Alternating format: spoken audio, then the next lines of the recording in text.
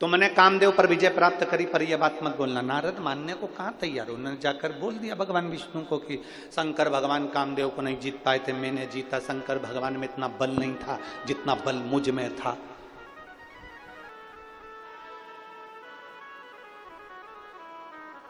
तुम कितने बड़े भी ज्ञानी बन जाओ, तुम कितने बड़े भी धनपति बन जाओ, तुम कितने बड़े भी करोड़पति अरबपति बन जाओ, परशु महापुराण की कथा कहती है कभी भी अपने धन का नशा मत बताना, कभी अपने ज्ञान का अभिमान प्रदर्शित मत करना।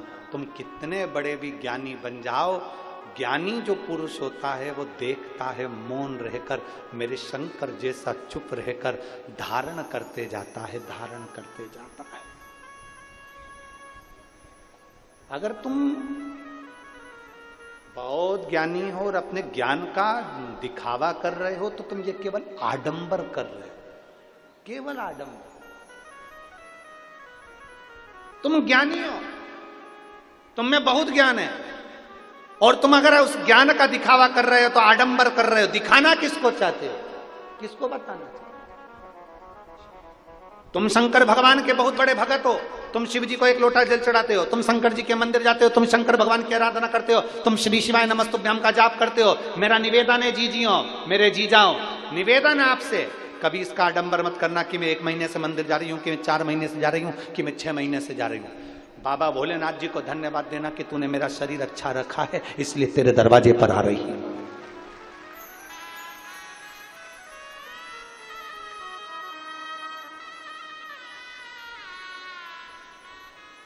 भगवान देवाधिदेव महादेव को धन्यवाद दो कि तूने मेरा शरीर अच्छा रखा है, जो तू तेरे दरवाजे पर बुला रहा है। अगर ये शरीर बेकार हो जाता, लकवे जैसी बीमारी हो जाती, पैरालिसिस लग जाता, कोई किडनी, कोई लीवर, कोई कैंसर जैसा रोग, कोई मालूम पड़े ट्यूमर जैसा हो जाता, तो लोग पलंग पर पड़े रहते, कौन तेरे मंदिर पर आता? भोलेनाथ जी से कहते रहना, बाबा इतनी कृपा बना कर रखना कि मरते दम तक भी तेरे मंदिर पे बुलाते रहना।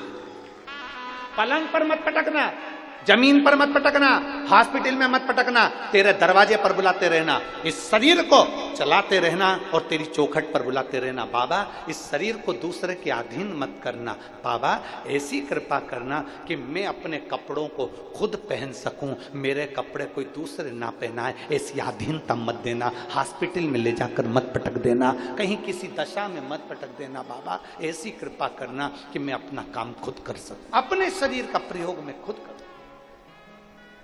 चलकर तेरे दरवाजे पर आऊं और फिर निवेदन करूंगा परतवाड़ा की जीजियों से, निवेदन करूंगा फेसबुक यूट्यूब पर कथा सुनने वालों से कि भगवान से प्रार्थना करना कि तुम्हारे नजदीक में कथा हो।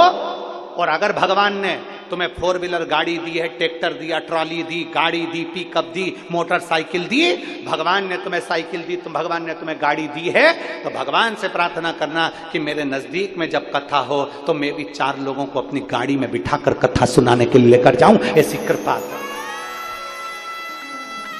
ऐसी दया करना कि मेरी गाड़ी सत्संग के काम आए, ऐसी दया तो करना, ऐसी कृपा। बेकार शरीर किसी और अन्य काम में आए, झूठ बोलने में, कपट बोलने करने में, छल बेईमानी में काम में आए तो क्या मतलब, क्या मतलब?